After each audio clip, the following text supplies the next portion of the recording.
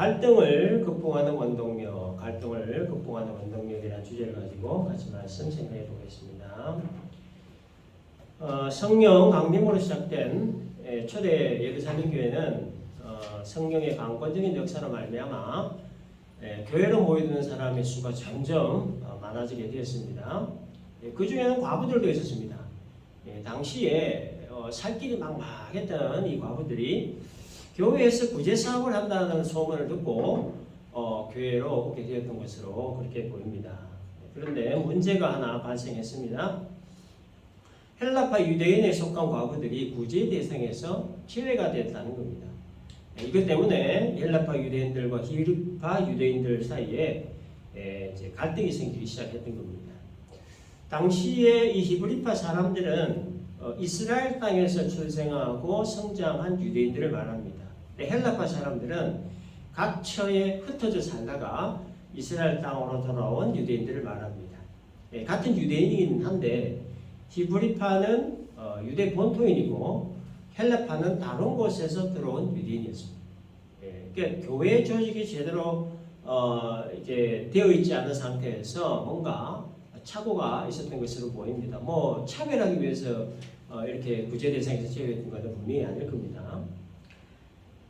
당시에 이 공동체에는 두 종류의 구제 사업이 있었다고 합니다. 하나는 매일 구제였고 다른 하나는 주간 구제였습니다. 매일 구제는 말 그대로 매일매일 하는 구제이고 주간 구제는 일주일 단위로 하는 구제였습니다. 근데 이 매일 구제와 주간 구제를 하는 그 대상이 달랐습니다. 주간 구제의 대상은 히브리파 사람들, 즉 본토인들이었습니다. 본토인 중에 고아나 과부들을 구제했는데 이 사람들은 본토인이기 때문에 매일매일 구제를 할 필요가 없었습니다. 그 이유는 일주일 단위로 14끼에 해당하는 식량을 한꺼번에 나눠주기 때문입니다. 히브리인들은 하루에 2끼를 먹었기 때문에 14끼에 해당하는 양식을 일주일 단위로 줬던 거예요. 이게 이제 주간 구제였습니다. 근데 매일 구제의 대상은 주로 이방인들 혹은 나그네들이었습니다. 그래서 이 사람들은 임시로 거주하는 사람들이기 때문에 일주일 단위로 식량을 제공을 해줄 수가 없는 거죠. 오늘 왔다가 내일 갈 수도 있는 거고 또 내일 왔다가 모레 갈 수도 있기 때문에 언제 떠날지 모르는 사람들이기 때문에 매일매일 이렇게 필요할 때마다 구제를 했던 겁니다. 그런데 이 헬라파 유대인들이 가만히 보니까 자기네파 헬라파에 속한 과부들이 구제 대상에서 제외가 된 걸 본 거예요. 그래서 이제 불만이 생긴 겁니다. 그래서 이것을 단순히 교회 행정적 착오로 인해 야기된 문제라 이렇게 볼 수도 충분히 있겠지만 그러나 좀 더 영적으로 깊이 들어가면 이건 역시도 사단의 소용이었음을 우리가 알 수가 있습니다. 그래서 여러분 이 사단의 그 특징 중에 하나가 뭐냐면 집요함입니다. 집요함. 굉장히 집요합니다. 포기하지 않습니다. 끈질기게 붙들고 늘어지는 속성을 가지고 있죠. 처음에 이 사단은 유대 종교 지도자들의 마음을 충동질을 해서 사도들이 복음 전하는 일을 무력으로 막으려고 했지만 그러나 목숨도 불사한 사도들의 그 믿음의 행동으로 인해서 믿는 자의 수가 오히려 더 많아지게 되었습니다.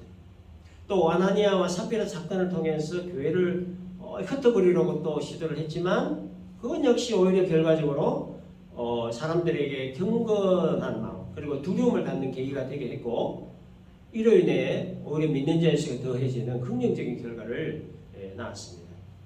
그래서 이 두 번의 공격보도 실패했던 악한 마귀는 이제 세 번째로 내부 분열을 통해서 교회를 흔들려고 시도를 했습니다. 이게 바로 이제 구제라고 하는 선한 사업에 갈등을 조장하는 일이었습니다. 그리고 그 계략은 아주 잘 맞아 들어갔습니다. 그 행정적인 착오를 가장한 내부 분열을 통해서 헬라파 유대인들로 하여금 불만을 제기하게 함으로써 히브리파 유대인과의 갈등을 부추겼던 겁니다.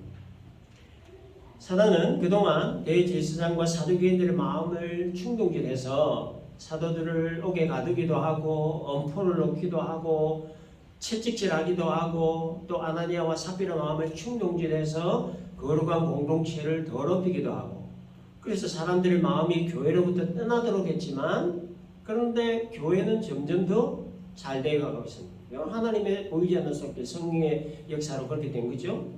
근데 이번에 이 구제 사업과 관련해서 히브리파 사람들과 헬라파 사람들 사이에 갈등을 일으킨 것은 성공을 했습니다. 갈등은 일어났잖아요.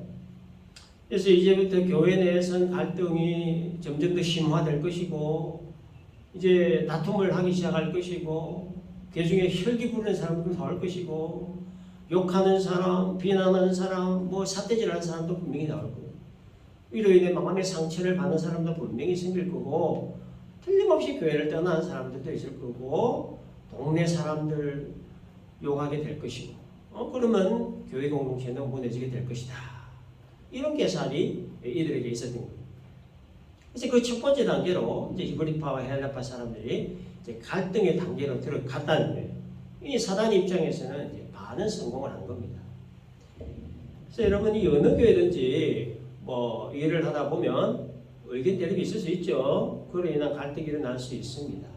그래서 뭐 갈등 없는 가정, 뭐 갈등 없는 교회, 갈등 없는 단체, 갈등 없는 사회는 또 없지요. 뭐 피를 나는 자식들과도 뭐 갈등이 있고 부부간에도 갈등이 있는데 하물며 피 한 방울 섞이지 않는 다른 사람들 뭐 오죽하겠습니까? 그래서 어느 시대 어느 지역을 막론하고 갈등은 다 있게 마련인데, 그런데 결과적으로 볼 때 어느 곳은 갈등을 극복하고 좋은 결과를 가져오지만, 근데 어느 곳은 갈등을 극복하지 못하고 깨어짐의 결과로 되어버린다는 거예요. 이게 뭐의 차이일까? 갈등은 같은데 어떤 차이로 인해서 이 극복과 깨어짐이라고 하는 정반대의 결과가 나타나는 것일까? 그 해답을 오늘 본문에서 제시를 해주고 있습니다. 히브리파 성도들과 헬라파 성도들 사이에 벌어진 갈등을 뭐 어떻게 할까? 그래서 사도들이 모여서 의논하고 기도한 결과가 이제 3절 이하부터 이렇게 기록되어 있습니다. 교회의 중추적인 역할을 하고 있던 예수님의 직계제자 12명 사도들이 성도들을 다 불러 모아놓고 뭐라고 얘기합니까? 하나님 말씀을 제쳐놓고 이런 일에 매달리는 것이 옳지 않다라고 하면서 우리들은 기도하는 일과 말씀 사이가 힘쓸 것이니 교회 내의 구제사업을 비롯한 각종 행정적인 일과 봉사일들을 성령과 지혜가 충만한 그리고 칭찬받는 사람 7을 택해서 그들에게 맡기라.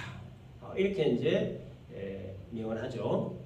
이제 이게 교회의 소위 말하는 행정적인 조직이 시작되는 시점이고, 소위 말하는 7 집사가 세워지는 시점입니다. 그런데 이제 사도들이 7명의 집사를 뽑을 때 그 선택권을 누구에게 맡겼냐면 3절 보니까 너희 가운데서 이렇게 되어 있습니다. 너희 가운데서. 이게 사도들이 직접 뽑은 게 아니고 성도들에게 그 선택권을 주었다는 거예요. 성도들에 의해 성령과 지혜가 충만하여 칭찬받는 7명, 스데반, 빌립, 브루고로, 니가드로, 디몬, 바메나, 니골라, 이렇게 7명이 선출되었다는 거죠. 근데 여러분, 우리가 중요하게 봐야 될 것은 이 7명이 어느 파에 속한 사람들이었냐 하는 겁니다. 그래서 이 선출되었던 7명은 전부 다 헬라파에 속했던 사람들이었습니다. 그리고 이 니골라 같은 경우는 유엔이 아닙니다. 안디옥 사람이라고 했습니다. 이방인이었는데 유대교를 믿게 되었고 다시 기독교로 개종을 했던 사람이 니골라였습니다. 우리가 좀 생각을 해보면 좀 이상한 면이 있습니다. 지금 이 초대교회 구성원들은 거의 대부분 본토인 히브리파 사람들이 대부분이었어요.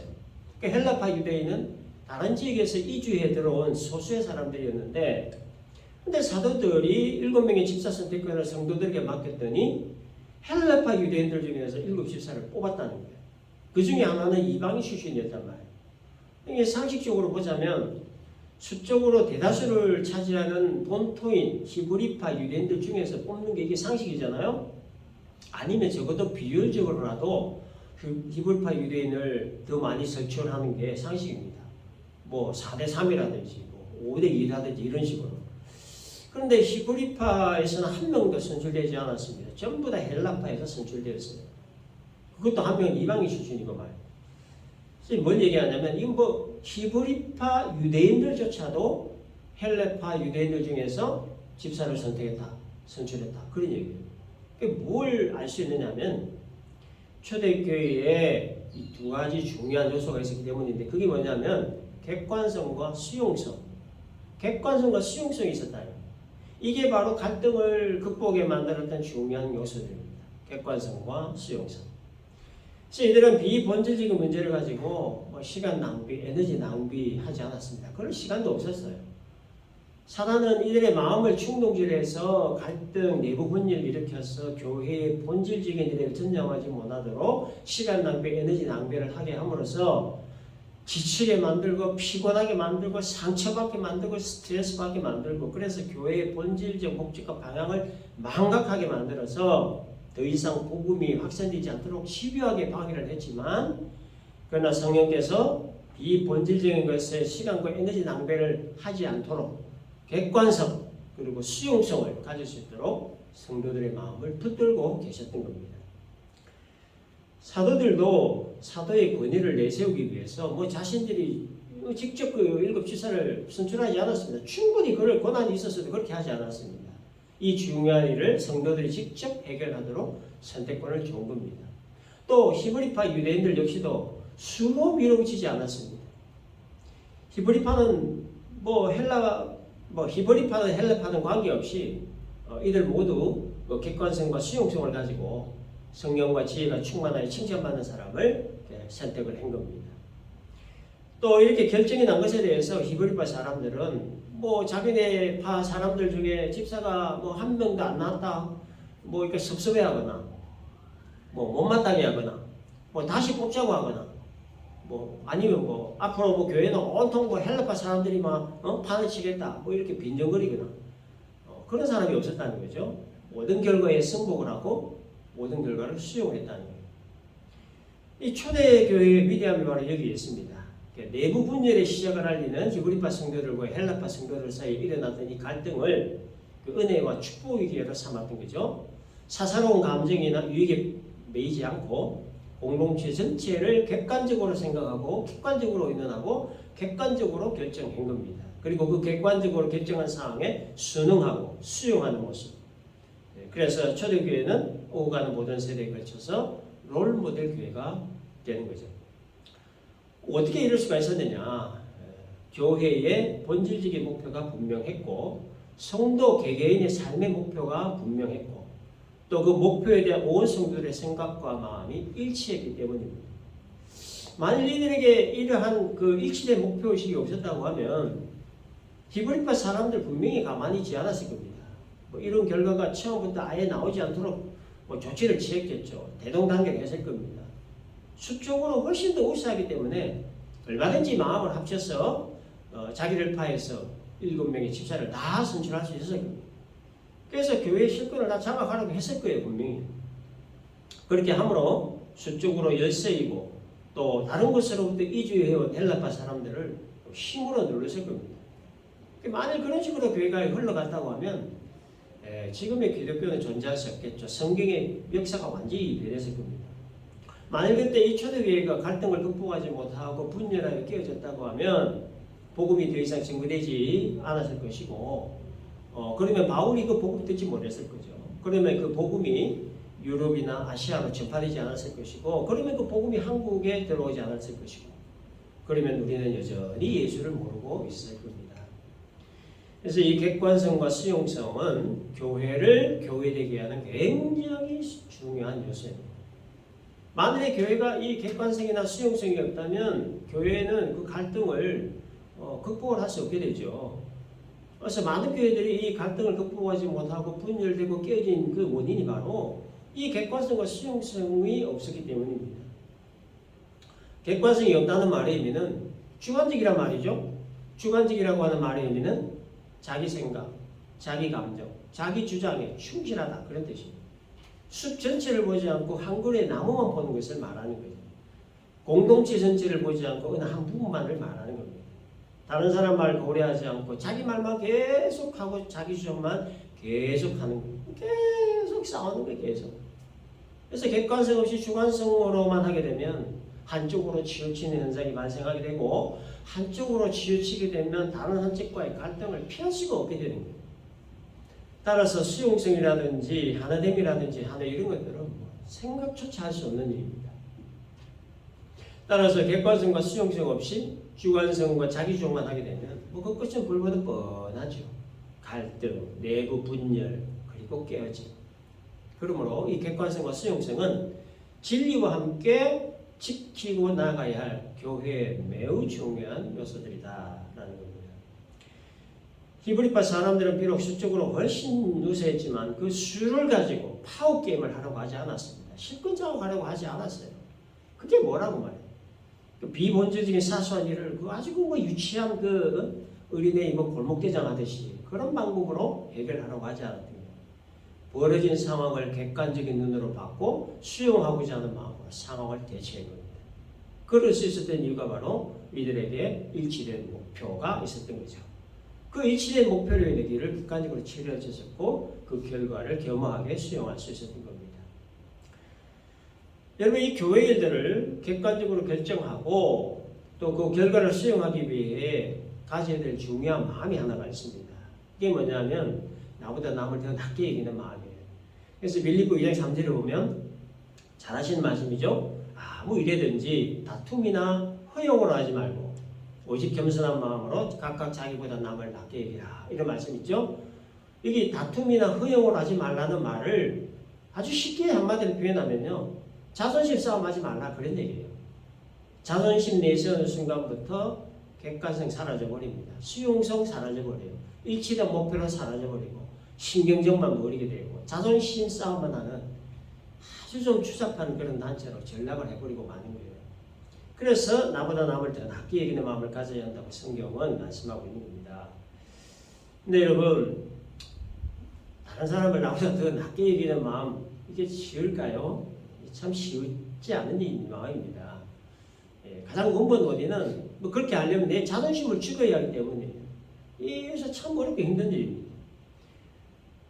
사람이 가장 하기 힘든 일 중에 하나가 자존심 죽이는 일을 해도 과언이 아닐 정도로 참 어렵고 힘든 일이 이 자존심 죽이는 일입니다.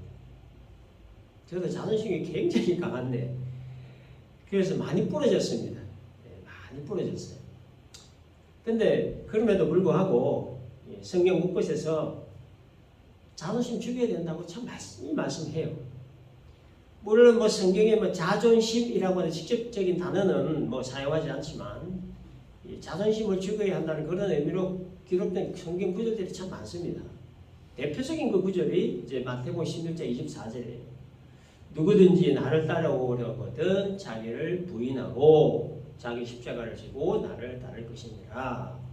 이게 자기를 부인하는 거, 이 말의 의미가 자존심 죽이라고 하는 거죠. 예수 믿고 따르기 위해 첫 번째 해야 할 일에 대해서 주님은 자기 부인해라, 자존심 죽여라, 그런 말씀을 하신 겁니다. 또 마태복음 5장 그 산상수훈에서 예수님은 네 오른뺨을 치고도 왼편도 돌려대라고 하는 거, 얼마나 자존심 상하는 일입니까? 한 대 맞으면 10대 탁 돌려주고 싶은 게 인간의 본성인데 또 너를 고발하여 속옷을 가지고 자는 자에게 그도까지 가지게 하라 그렇게 누구든지 나로 하여금 억지로 오리를 가게 하거든 그 사람과 심리를 가게 하라. 이게 쉽습니까 이게? 이 전부 다 자존심 죽이라고 하는 말이거든요. 그래서 이거 참 하기가 너무나도 어렵고 힘든 일이라는 겁니다. 그런데 그럼에도 우리가 이거를 무시할 수 없는 반드시 이렇게 해야만 하는 그 이유가 바로 교회의 일치된 목표 때문이라는 거예요. 교회의 일치된 목표. 교회의 일치된 목표가 뭡니까? 주님 오시는 그날까지 복음 전하는 일. 이 하나의 목표를 위해서 우리 자존심 죽어야 된다는 거예요. 나보다 낮게 여기는 마음을 가져야 된다는 겁니다. 그래서 구제와 관련된 일을 객관적으로 결정하고 객관적으로 결정한 것을 수용했던 초대교회 성도들과 같이 일치된 그 목표를 위해서 객관성과 수용성을 가지고 교회의 모든 일들을 처리해야 된다라는 거죠. 그래서 만약에 교회가 이 객관성과 수용성 가진 것을 실패한다면 일치된 목표 가질 수 없게 되겠죠. 일치된 목표를 가질 수 없게 되면 실권 장악을 위한 신경전과 파워게임으로 인해 시끄러움만 가득한 그런 단체가 되어버리고 말게 된다는 거예요. 7명의 집사의 자격 요건에 대해서 이제 세 가지로 얘기했습니다. 첫째는 성령이 충만한 사람, 두 번째 지혜가 충만한 사람, 세 번째 칭찬받는 사람. 이 성령 충만은 이 교회 공동체를 하나로 만들고 복음을 전파하는 일에 있어서 가장 중요한 것이죠. 그래서 이 막중한 일을 감당하기 위해서는 반드시 성령으로 충만한 사람이 세워져야만 했습니다. 예, 성령으로 충만하다라고 하는 말의 의미는 성령과 항상 교통을 한다, 성령의 다스림과 인도함을 받는다, 뭐 그런 의미죠. 그래서 성령과 항상 교통을 하고 다스림과 인도함을 받기 위해 늘 말씀과 기도에 전념하는 것. 이것이 집사 자격의 첫 번째 요건이에요. 두 번째, 지혜가 충만하다는 것은 성령의 그 은사들 중에 하나를 말합니다. 교회의 행정적인 일들을 복잡하잖아요. 그래서 지혜롭게 처리를 하고 또 예배, 교육, 선교, 봉사, 친교 등등의 교회 업무를 올바로 처리하기 위해서는 지혜의 은사를 받은 사람이 필요했습니다. 세상의 지혜가 아니고 성령께서 주시는 지혜를 말하는 거죠. 이것이 집사의 두 번째 또 다른 자격 요건이었던 겁니다. 그 다음에 칭찬받는 사람은 평판이 좋은 사람, 증명된 사람, 신용이 있는 사람 그런 뜻입니다. 다시 말해서 신앙과 인격이 타의 모범이 되는 사람이어야 된다. 그런 얘기입니다. 그래서 이 스데반, 빌립, 브로고로, 니가노로, 디몬, 바메나, 니골라 이 7명이 이와 같은 자격 요건을 갖춘 초대교회의 첫 집사들로 선출되었습니다. 그래서 1급 집사의 행적에 대해서 간단하게 살펴보면 스데반은 이방 출신의 헬라파 유대인이고 복음을 전하면서 능력과 기적을 나타냈습니다. 사울에 의해 초대교회 최초의 순교자가 되었죠. 빌립은 사마리아에 가서 복음을 전했습니다. 에티오피아 네시에게 전도하고 세례를 줬던 사람이었어요. 이후 빌립의 사도행전 8장에서 아소도와 여러 성을 전하며 복음 전하고 이제 가이사라에 정착을 하게 됩니다. 그리고 전도하기 위해 갔던 그 지역에 머물면서 또 교회를 섬기는 선교의 어떤 스탠다드의 모습을 보여주던 인물이 빌립이었습니다. 보로고로는 성경에 특별한 기록은 없지만 전해지는 말에 의하면 사도 요한의 제자였고 또 사도 요한이 밤모습으로 유배를 당할 때 요한을 유배지까지 수용을 했고 또 하늘의 환상을 보았던 그 요한의 그 말들을 이 브로고로가 대필했다 그렇게 전해집니다.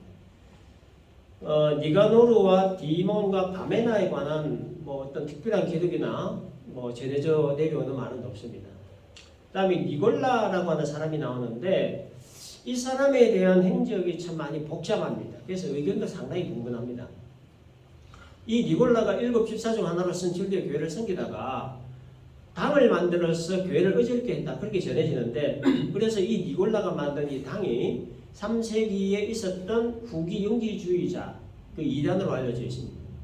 그 윤리적 타락과 성적 쾌락에 빠졌던 이단자들이 이제 영지주의자들이었는데 그 주창자는 이 니골라를 보는 거예요. 또 요한계시록 2장 3장에 보면 그 니골라 당에 그 관한 말이 나오죠. 그래서 이 사도 요한이 이 니골라 당을 참 미워했고 또 에베소 교회와 버가모 교회의 골칫거리였던 무리들로 이렇게 언급이 되어 있습니다. 근데 이 본문에 등장하는 7 집사 중 하나로 선출되었던 이 니골라와 이 요한계시록에 언급하고 있는 이 니골라가 같은 인물인가에 대해서는 의견이 분분합니다. 그래서 아직까지 이 니골라가 그 니골라인지 정확하게 결말지은 것은 아직도 없습니다.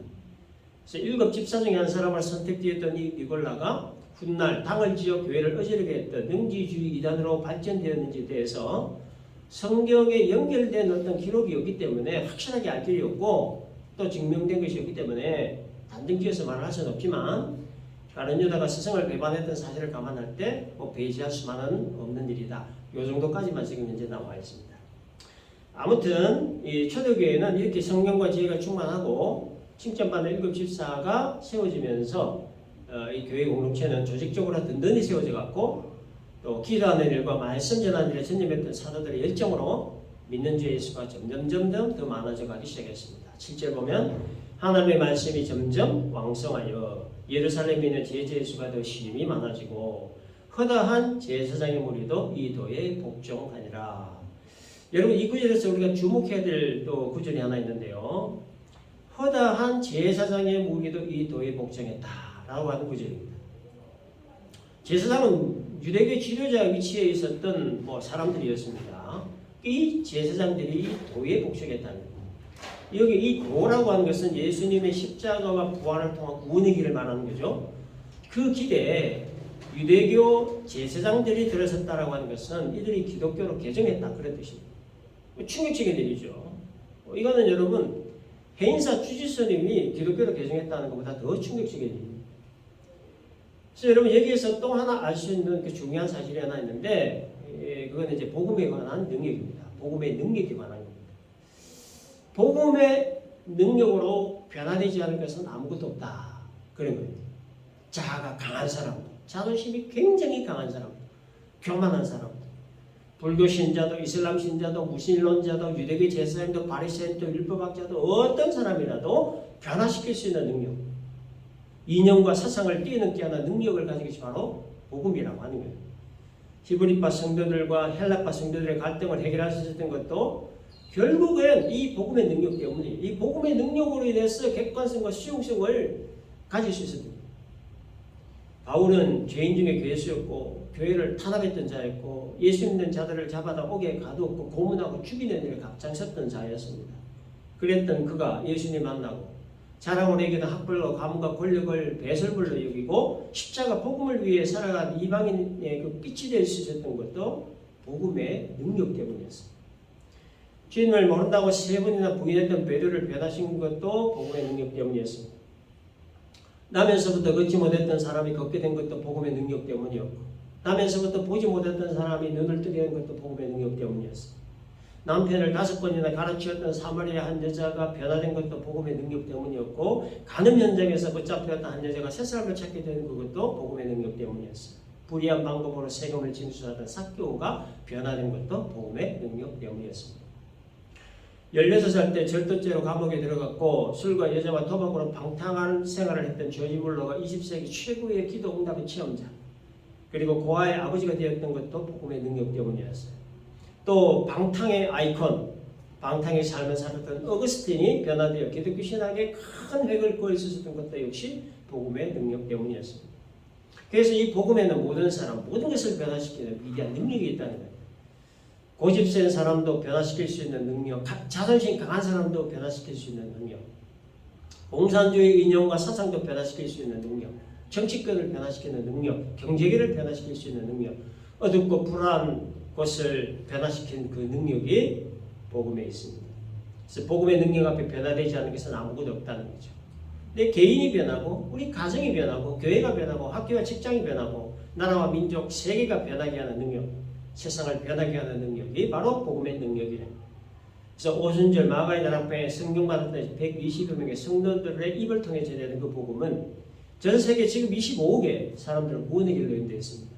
그리고 지금도 그 복음은 마치 드롭과 같이 계속적으로 땅끝까지 퍼져가고 있습니다. 여러분, 오늘 의대에서 존재 목적, 우리의 교회의 존재 목적이 바로 이겁니다. 내 삶의 영역에서 복음적인 삶을 사는 거예요. 그리고 그 복음적인 삶을 통해서 복음이 증거되고 확산되는 거예요. 이게 바로 그리스도인의 그리고 교회의 궁극적 존재 목적이라는 거예요. 그래서 이것에 대한 일치된 마음, 일치된 목표를 가지는 것이 굉장히 중요하죠. 이 일치된 목표를 가지고 교회 일들을 객관적으로 결정하고 또 결정된 사항을 수용하는 모습, 교회의 가장 이상적인 모습입니다. 그래서 우리는 이런 교회를 세워가야 된다는 겁니다. 정리하겠습니다. 헬라파와 히브리파 사이에 발생한 갈등을 극복할 수 있었던 원동력은 이들에게 객관성과 수용성이 있었기 때문이고, 그리고 그 객관성과 수용성은 일치된 목표가 있었기 때문이다. 복음에는 사람과 가정과 국가와 세계를 변화시킬 수 있는 위대한 능력이 있다는 것. 따라서 그리스도인은 그리고 교회는 예수의 증인으로서의 복음적 삶을 살아야 한다 라고 하는 오늘의 말씀 잘 기억을 하고, 교회의 기능과 사명과 관련된 일들을 객관적으로 결정하고 또 결정된 사항을 수용하는 모습, 교회의 가장 이상적인 모습을 함께 세워가는 우리 모두가 되시기를 주님의 이름으로 축원합니다.